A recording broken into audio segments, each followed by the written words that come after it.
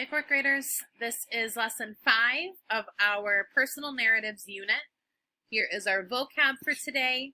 A grimace is a noun, and it is a facial expression that indicates pain or distaste. So when your face is kind of like you tasted something gross or you don't like something. Castor oil is a noun, and it's a kind of vegetable oil. Fragrant, an adjective, and it's having a strong, usually a pleasant or a good smell. Tempting is an adjective, and it means appealing or attractive. All right, so this lesson is called Cooking Up Memories. We're going to reread some of the parts from last time from How to Eat a Guava. So this is from last lesson, How to Eat a Guava. As children, we didn't always wait for the fruit to ripen. We raided the bushes as soon as the guavas were large enough to bend the branch. A green guava is sour and hard. You bite into it at its widest point because it's easier to grasp your teeth. You hear the skin, meat, and seeds crunching inside your head, while the inside of your mouth explodes in little spurts of sour. You grimace, your eyes water, and your cheeks disappear as your lips purse into a tight O.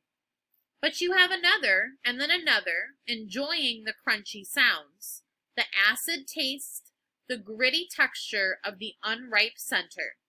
At night, your mother makes you drink castor oil, which she says tastes better than a green guava. That's when you know for sure that you're a child and she has stopped being one. I said at the beginning that that was a reread. My mistake, that was not a reread. That was continuing from the first part we read yesterday. Sorry about that. So a couple questions about that passage. Number 1, what is being described in this section? Number 2, how does the author feel about eating a green guava? Number 3, what word does the author not use to describe eating a green guava? Number 4, does the author think castor oil tastes good? Number 5, does Mom agree with the author about the taste of castor oil?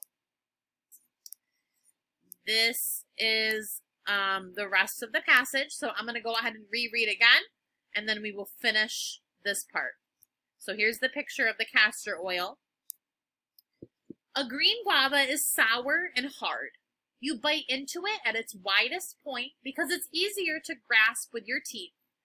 You hear the skin, meat, and seeds crunching inside your head, while the inside of your mouth explodes in little spurts of sour. You grimace, your eyes water, and your cheeks disappear as your lips purse into a tight O.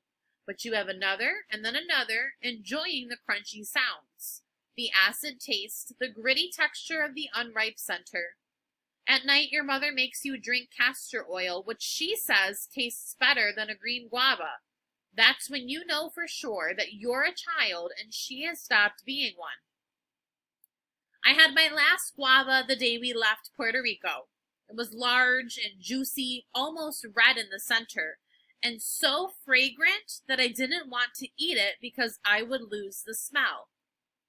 All the way to the airport, I scratched at it with my teeth, making little dents in the skin, chewing small pieces with my front teeth so that I could feel the texture against my tongue, the tiny pink pellets of sweet.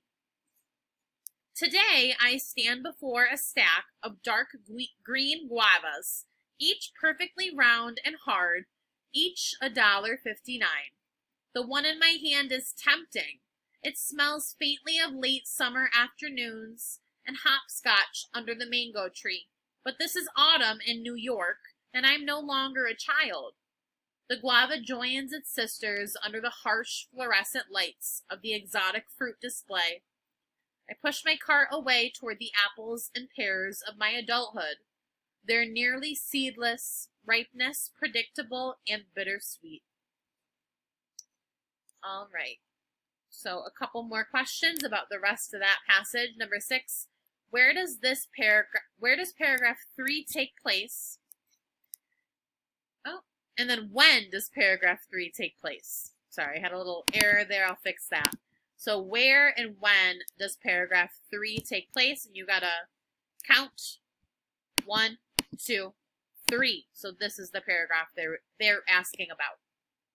All right, that's it for lesson 5. Have a great day, guys.